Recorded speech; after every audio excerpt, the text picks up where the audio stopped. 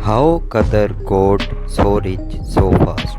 Qatar has been ruled by the Al Thani family since the early 90s when it became a British protectorate on July 17, 1913.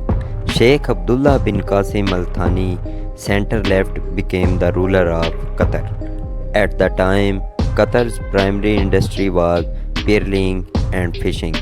The country was marked by widespread poverty, malnutrition, disease from the collapse of the period trade in the 1920s.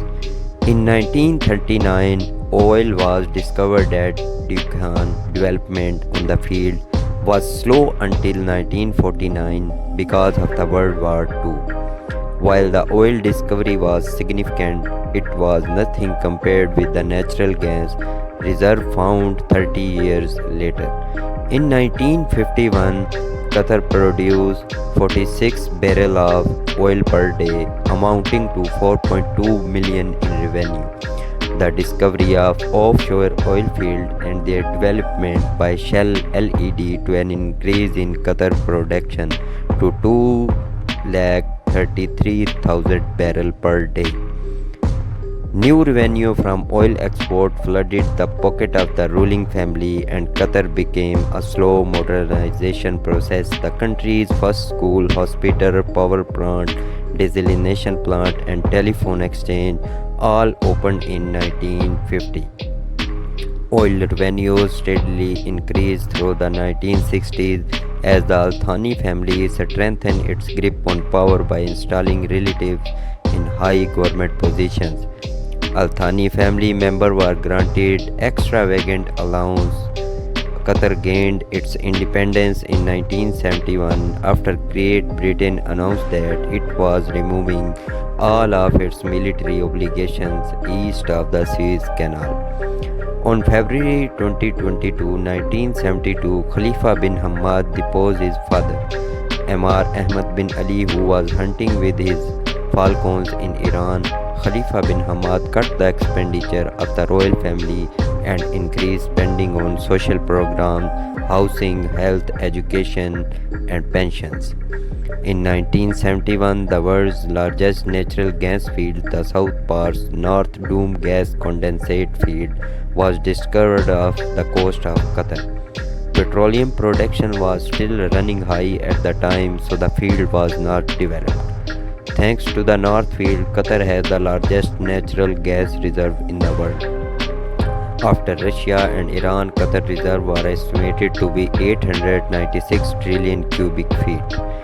The crash of oil prices in the 1980s, along with the Emir chipooning of oil revenues, stalled the Qatari economy. The crisis led Qatar finally to develop the North Field in 1989, though even that production was slow. By 1995, the situation in Qatar had not improved. Sheikh Hamad bin Khalifa Al Thani took the throne in a bloodless coup from Emir Khalifa bin Hamad.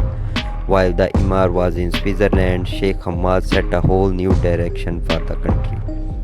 One of the Sheikh Hamad's first moves was to fast-track the development of North Doom field. Production was ramped up, and Qatar began exporting liquid natural gas for the first time. To accommodate increased production and demand, Qatar began building new liquid natural gas plants. Over the past 15 years, 14 liquid natural gas plants have been built in partnership with international oil companies. In the 1990s, Qatar entered into production sharing agreement with numerous international oil companies. The new companies began using horizontal drilling method to reserve decline in oil production. Qatar partnership with Mersey Oil resulted in the world's longest horizontal well. In 1996, Qatar built the gigantic billion-dollar Al Udeid Air Base, which has served as a logistic and command facility for the US military. The partnership with the US military has given Qatar an unprecedented level of security. In 1997, Qatar began long-term agreement to provide massive amount of natural gas to Spain and Japan. Over time, Qatar further diversified its client. Qatar's GDP has skyrocketed over the past 15 years thanks to steady oil production and high natural gas production.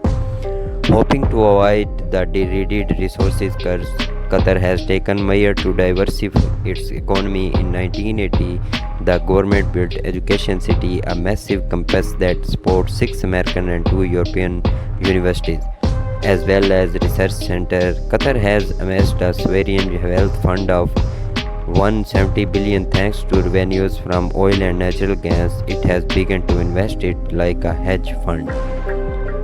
In 2003, Qatar established the Qatar Investment Authority to recycle oil and gas income into other income streams.